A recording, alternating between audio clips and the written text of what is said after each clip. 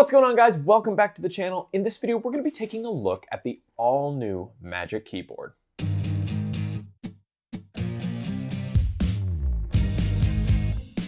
So let's go ahead and get this thing unboxed. Who am I kidding? I've already unboxed it, but I put it back in the packaging as best I could. Let me tell you, this thing is chonky. It is a thick boy. So it comes wrapped in this, that, and it's got all this paperwork in the middle. Kind of looks like the inside of a laptop sleeve.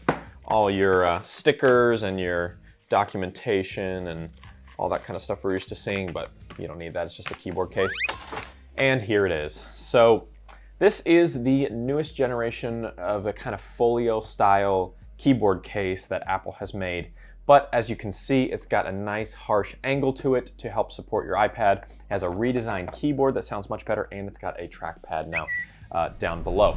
So we'll kind of talk through what this case has to offer, what its upside is, what its downside is, give you plenty of footage so you guys can see exactly what it looks like and how it functions, how it sounds, all that kind of good stuff. Yeah, and just talk through all of those goodies. So starting up front, it is very, very heavy, okay? So this one's definitely a little lighter, but they're right around the same weight. So when you put it together with the iPad, it's a heavy, heavy boy. So that's just something to keep in mind. But the reason for that is that it has to counterbalance, because obviously it tilts back here. So all your weight is gonna be up top and not down below. So they had to kind of weight the bottom to match. So that explains the weight, but man, it's almost like you have to hold it to really understand, because it is definitely heavy.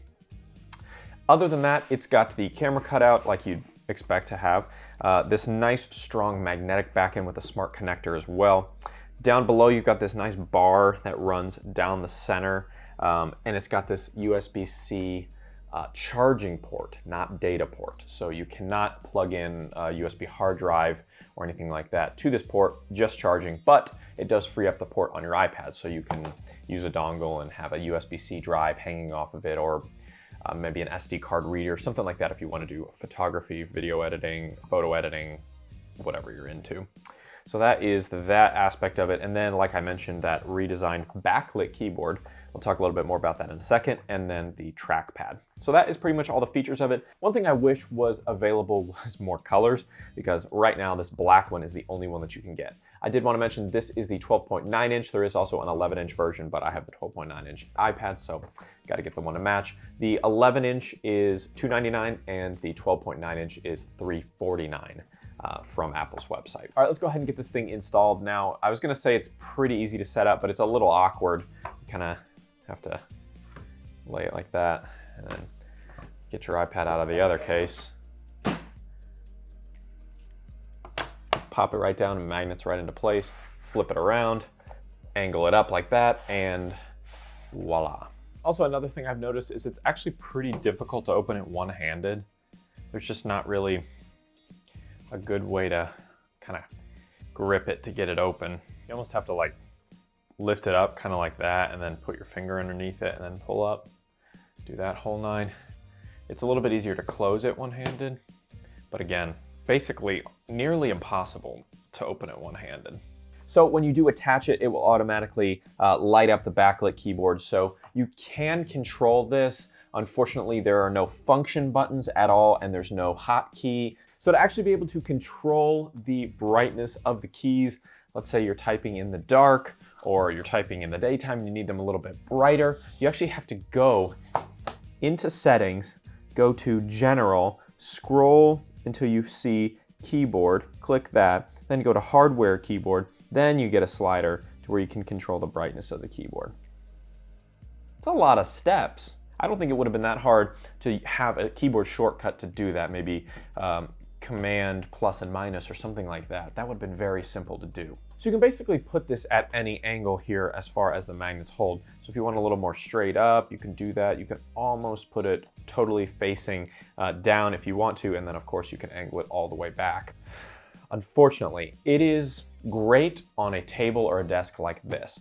Putting it on your lap is super flimsy, not anything like a laptop, which is maybe what they're trying to go for, is kind of a surface Pro kind of combo-like device, it doesn't really work like that. Now the Surface isn't that great to put on your lap either, but this is definitely not super comfortable. You almost have to like delicately balance it on your knee, and it tends to lean back more because the iPad itself is so heavy in comparison to the a little bit less heavy keyboard.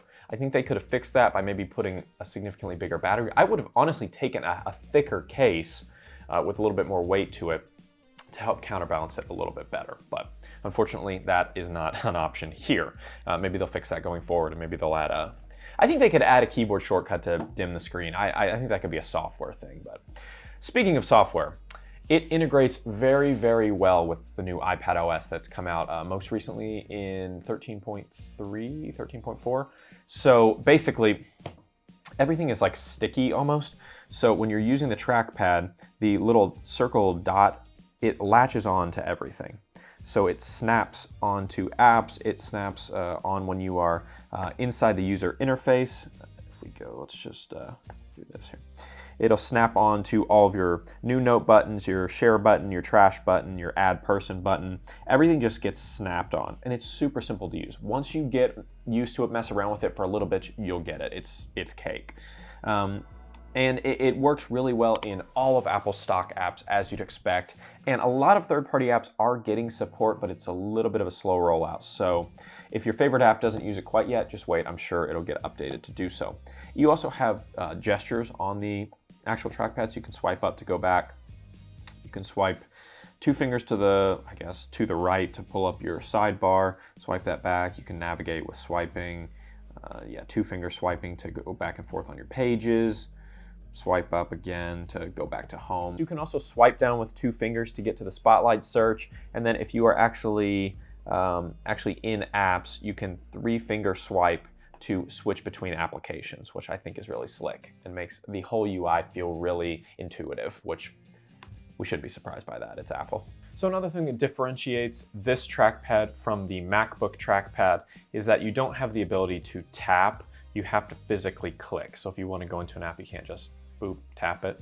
Anywhere on the trackpad, you have to actually click the button. Additionally, you can access the contextual menus by clicking and holding on an app. That'll pull up that, and if you continue to hold, it'll actually allow you to delete apps if you need to. Now, how is the typing experience? Well, I never had the Smartfolio keyboard case before, so I can't compare it directly to that, and I haven't had the most recent MacBook Pro, so I can't really compare it to that either. I am a mechanical keyboard guy myself, so I don't tend to like these mushy keyboards. Now, my wife has the 12-inch MacBook, the rose gold one that they came out with a couple years back. So I've typed on that before. Horrible, horrible typing experience. Don't like that at all. And this is significantly better than that. Let me go ahead and give you guys a sound test.